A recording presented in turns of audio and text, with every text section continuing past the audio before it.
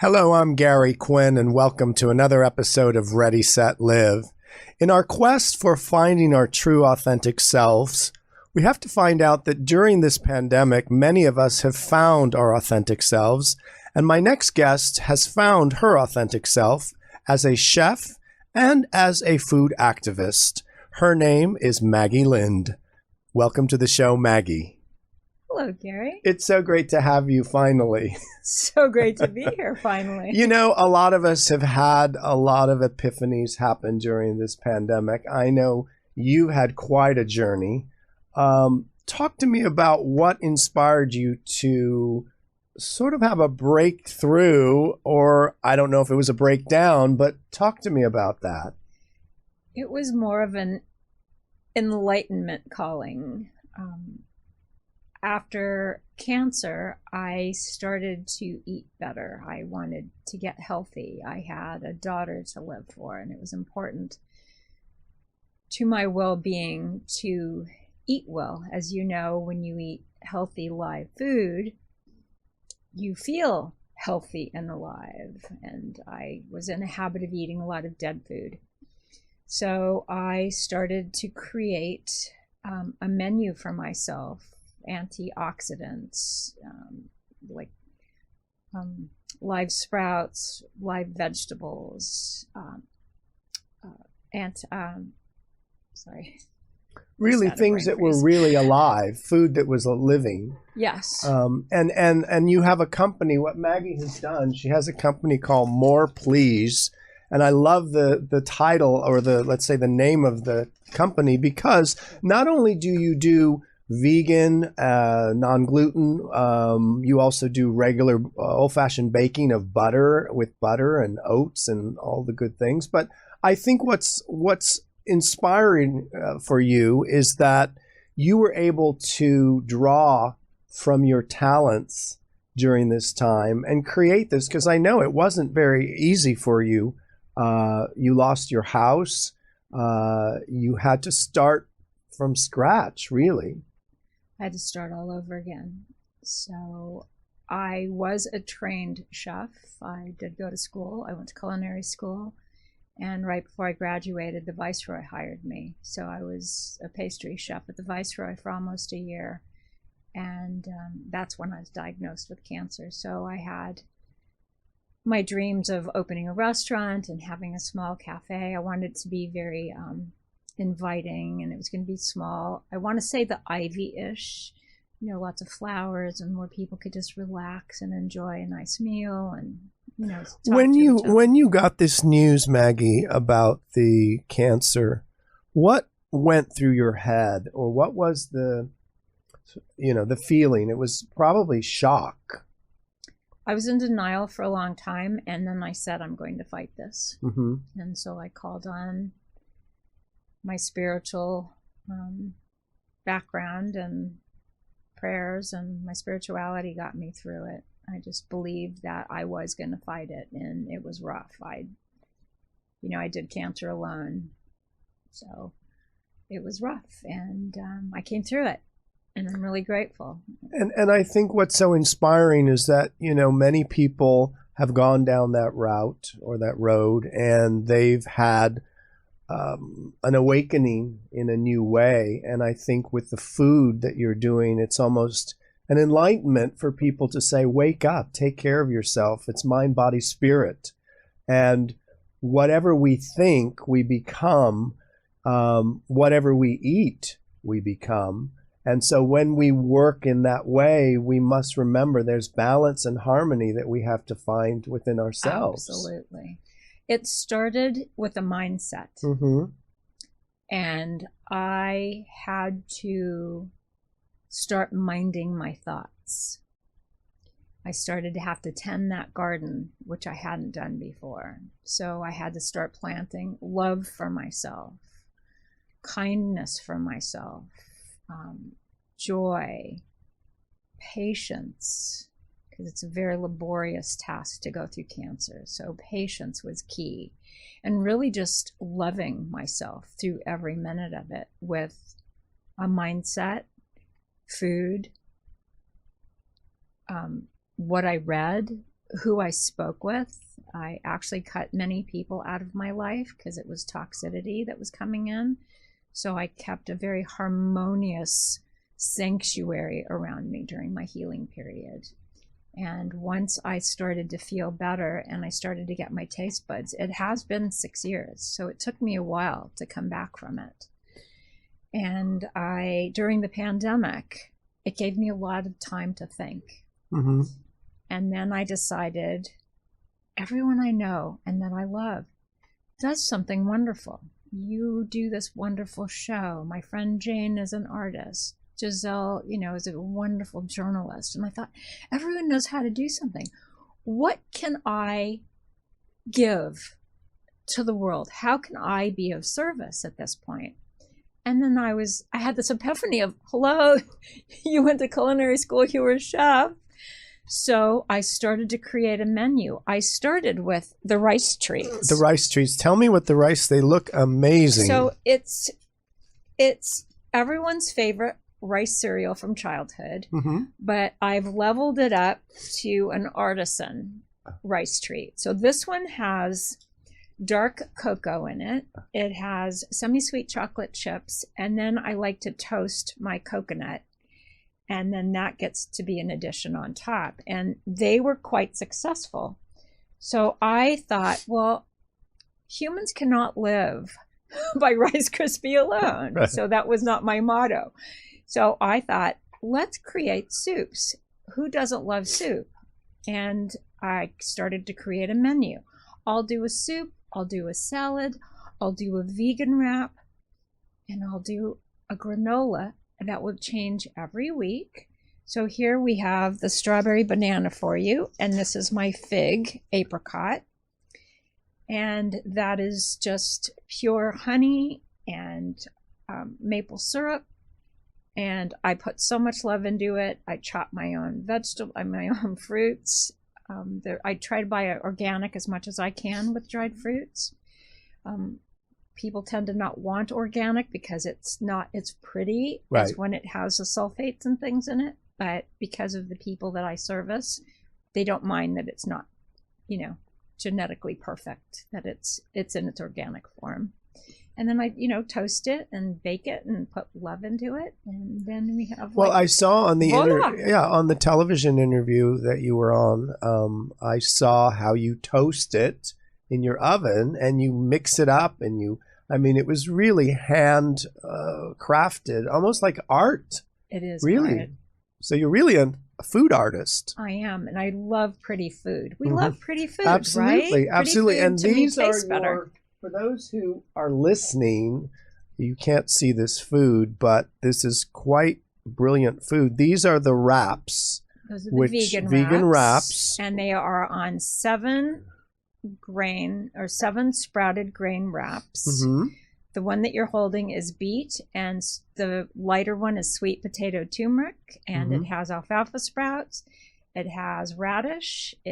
Those have peppers and hummus. One of them has baba ganoush, which is smoky flavor. There's basil. There's a little bit of onion, because onion is so good to clean out your intestinal tract. And then there's vegan cheese that is from Violife Company, and it is soy-free. Good. So it's very clean. That goes into your system. It melts away. It cleans out your little intestinal tract, and all is well. So as you were progressing, I really think that this has inspired you to even do more on a bigger scale. Have you thought about the next thing is doing a cookbook? Yes. Good. I have a book that I started writing through cancer. So I brought all my old Hollywood stories. You're in a few of those. My marriage, working for the Pointer Sisters, being friends with June Pointer. I think there's all these fun stories. And then I've changed the idea to instead of doing a biography, to do a book of essays. And that way I can do shorter little stories, because nobody wants to hear laborious stories about my life. and adding recipes to those pages. And I think people have around the world have gotten more conscious about food. Absolutely. And I think all of us have to be mindful in choosing the right foods. And it's really longevity is really what we're doing, is we're prolonging our longevity through eating right. What inspired you when you were a little girl? Was it something that you wanted to do, or did you have a thought that you said, I want to do something, or was it always a chef, or was it something different? My grandmother was my inspiration. Mm-hmm. As early as I remember watching her and being present of knowing who she was. She was always in beautiful clothing and an apron, and she was always at the stove because there was a large family to feed. And the way she orchestrated with the spoons and the pots and pans and the scents that would come out of the food that she was making. And I think it was then that I realized my passion for food was deep. Because now when I actually, during the pandemic, I did an honoring painting for her. It says Grandma's Love, and it's just Grandma's Love. And I'm a stick artist. I draw a little stick person with the little hair and the eyes. And I was so inspired during this whole cooking transition that I thought of her and I wanted to honor her. So I just started drawing, and this woman appeared with a bowl, because that's what I remember her looking like. She didn't wear a hat, but she was a very fancy lady. And then I did 5 of her recipes in the skirt. And I think that is really the basis of my love and passion for food, is those memories and that love that she poured into it. And I feel that it's my way of honoring my grandmother by sort of emulating her and doing the same. Mm-hmm. I want you to answer these sentences. The world needs more compassion for each other. I believe that love is the answer to everything. Heaven is right here on earth. God is great. My favorite thing to do on a Sunday is hand my clients food and watch their reaction and spend time with them, and just an exchange of appreciation and love and respect. During this, let's say, school lesson of life for you, what is the takeaway? What have you learned so far that you would say, wow, this is what I know so far? What I know so far is we must tend our thoughts. We must nurture our bodies. We must be loving at all times. And we must nurture our well-being always. What does love mean to Maggie? Love is just a euphoric feeling of being with the people that you love, doing the things you love, whatever that is, from cleaning a toilet to working for a CEO, whatever is in between that. If you're doing something that makes your heart truly sing, then you are living your authentic life, whatever that is. And I think, sometimes people are looking outside themselves for love instead of becoming love. But I think love is really within all of us. It is within all of us. And the key is that love is really all there is. It's all there is. Yeah. And we were born to love. Correct. What is the phase that you are creating? Do you have these ideas that come through when you meditate, or when you're in sort of a sacred space of ideas for recipes? Or how does the idea of the next Maggie More Please recipe comes through? I have surrendered to that control, and I've literally handed it over to God. And when I'm in the kitchen, everything that is created is, I have the idea, but in doing and in chopping and in taking things out, I'm really in Kairos time, in that special one with God time. And so I'm actually lost and transformed in what I'm doing. So that is the love that I have in me is coming into fruition in my food. And to me, that is the most love that I could give to anyone and myself. So when people, let's say they want to taste your food, Wednesdays when the menu comes out, where do they find this menu? There is no menu to be found at present, Gary. Okay. I started with one client, and I have a total of 20 right now. The beautiful thing is that not everyone orders at once, because I am still struggling with, some health issues. So my menu goes out to those clients, but I suggest if anyone is interested, presently I'm only shipping granola. And do you want me to talk price? But anyway, I'm shipping granolas presently only, because everything else is so fresh and so fragile that I have a great discomfort with giving or sending out things that will not be fresh at their highest level. Correct, which is part of it. And people can find this on Instagram or follow you, Chef Maggie 1, which shows some of the incredible food that you're making. But I'm so excited for you, Maggie, because I really believe this is your next passion of just really authentically flying and making it. I see it big. And I think for you, this is an opportunity to finally put all the pieces of your puzzle out there. Yes. And it's so exciting because, you see how people, and I've known you forever, how we find our ways, find our path. And not everybody finds it right away, and that's okay too. I think the key is to really be open to things that you never thought you could do. For instance, drawing. I never thought I could do that. The idea of me cooking.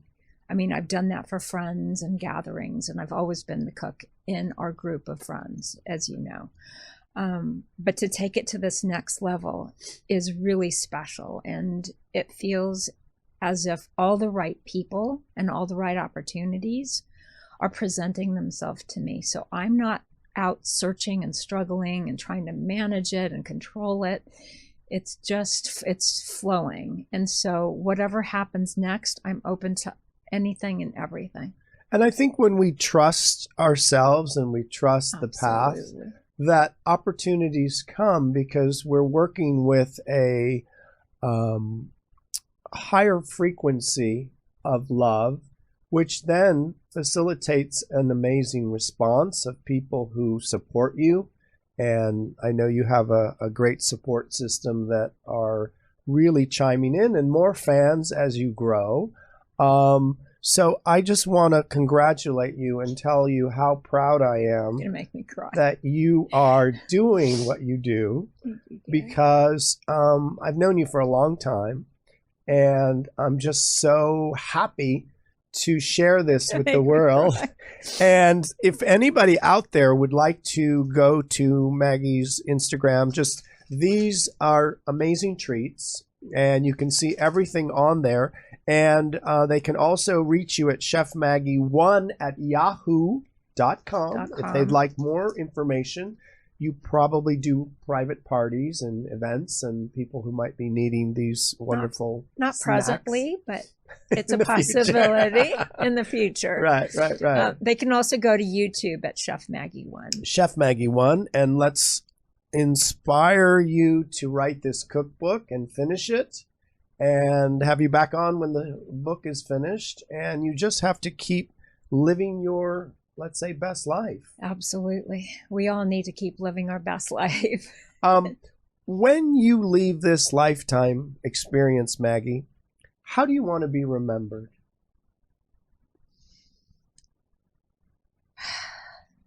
As someone who was always willing to do whatever it took to stay in love, light, and happiness.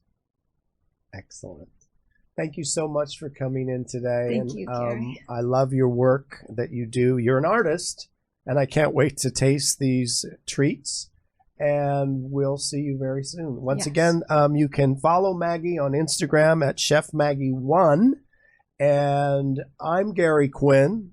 Until next time, be well, eat well, and stay well.